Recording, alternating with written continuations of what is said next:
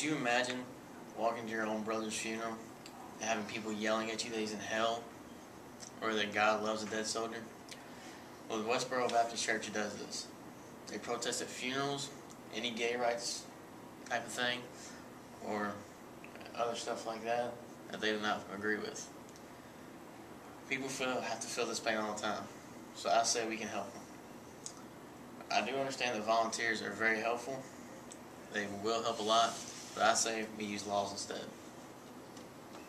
You may say that the Westboro Baptist Church can be taken down because of bikers or something like that, and that we can't work around them because of our First Amendment. I say we can, because the First Amendment only states freedom of speech, religion, assembly, press, and petition.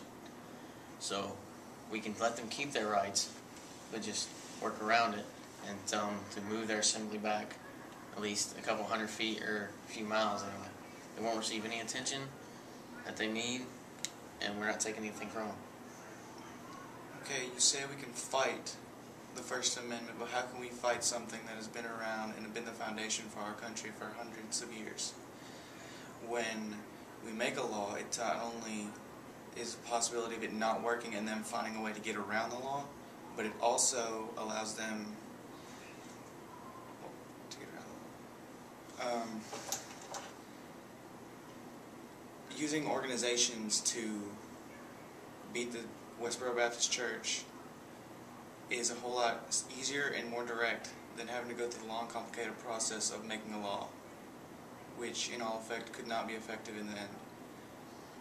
You could get biker organizations to be there with their bikes, revving them up, and the Westboro Baptist Church will be drowned out and their message will not be heard by others, and therefore they will not have a purpose to be there.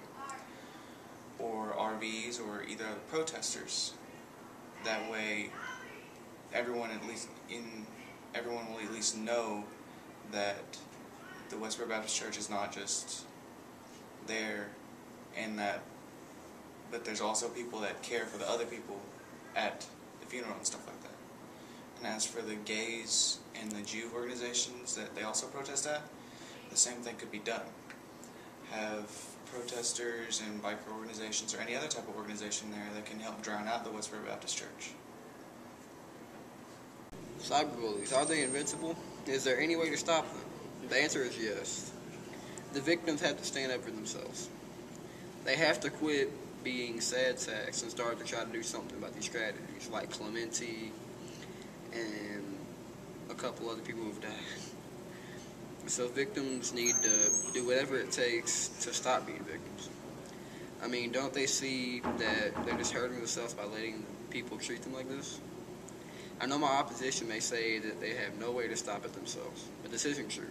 Ignore their messages on your phone. Don't accept the friend requests of people you know don't like you on social networking sites. Leave the chat rooms where you get picked on. It is true that this may be hard to do, but if it's too hard, get the police involved for harassment charges.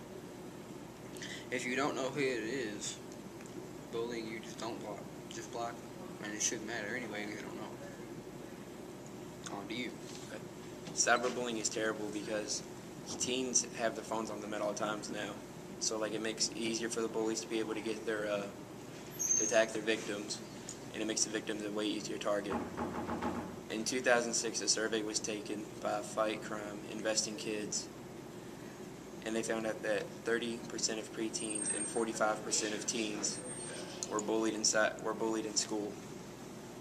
This means that the schools need to take a stricter role inside of cyberbullying.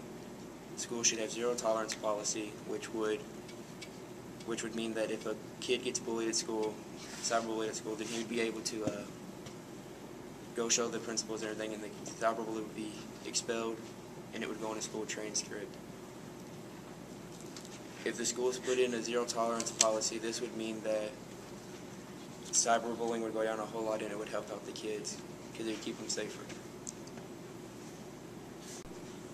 Why do so many people bash video games and blame it on multiple health issues wrong with teens today, like anger, murderous intent, suicidal tendencies, obesity? Well, most of the health issues are carpal tunnel, which is a pain in the wrist that is caused by like awkward positions for your wrists for a long period of time, and also obesity, which, you know, if they get lazy from being addicted to video games and they just eat all day and things like that. So yeah. I can understand where you're coming from. I mean, nothing's too good if you just do it all day. It's like eating. If you eat too much, you're going to get sick. If you play video games all day, you're going to get unhealthy. But if teens and children could learn to moderate their playtime, just even it out, they'll realize they'll gain a bunch of health benefits as well. It's like when you play games, your vision decreases because you're not just looking at the main object, you're looking further into the distance, which could be helpful for like when you're driving, because when you drive, you just don't look at the car in front of you, you look at the cars all the way in front, you just look like 100 feet ahead. So playing video games is good for vision training. Also, when you play games, games aren't just hard, they challenge you to solve problems in games, which is good for solving real-world issues. Because when you're trying to solve real-world issues, nothing's in black and white, you have to think. And that's what games do, they challenge your brain to come up with a solution to a problem. That's like real life. You know, that's laziness and obesity and stuff like that. It's not the only problems. They also make kids socially isolated. Now, I do see how, like, online games, you can, like, talk to your friends on there and everything, but you're mostly focused on just playing the game and trying to get to your objective or whatever it is. And also, they teach, like, really bad moral issues, like the game Grand Theft Auto. All you do is shoot cops and do, like, really bad things on that game, and that teaches kids to do that in real life, like those kids who played Grand Theft Auto and then went to this highway and with their dad's sniper rifle and just picked people off the highway. You know, I understand some games that can cause problems, but I believe that's where the parents come in.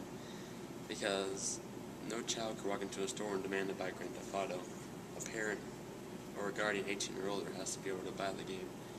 And parents have to understand the consequences that come with such a game. And what was your other subject? Besides Grand Theft Auto? I said both of them. Oh, and isolation, yes. Yeah. And that's also in the parents' control, because a parent can easily walk into a room, turn off a game, and tell the kids to go outside for so long.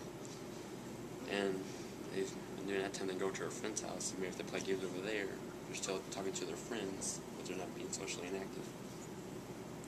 Thank you for watching this video. Please leave your comments below and tell us what you thought. Thank you. Hello, my name is Philip, and I believe the driving age should stay at 16. Making the driving age stay at 16, being a 16-year-old driver, also, within 6 months of getting your driver's license, your intermediate license, you can drive with 2 people or less in the car, and you can drive anytime past 12 o'clock a.m. The driving age should stay at 16 because you're mature enough, and within them 6 months you have enough experience to drive. Others think the driving age should be higher up and older, according to Brandon. So what do you think about it, Brandon? Well, I think the driving age should be 18 because 16-year-olds are too immature. They count as 6% of all drivers, but 20% of all accidents. I like those statistics.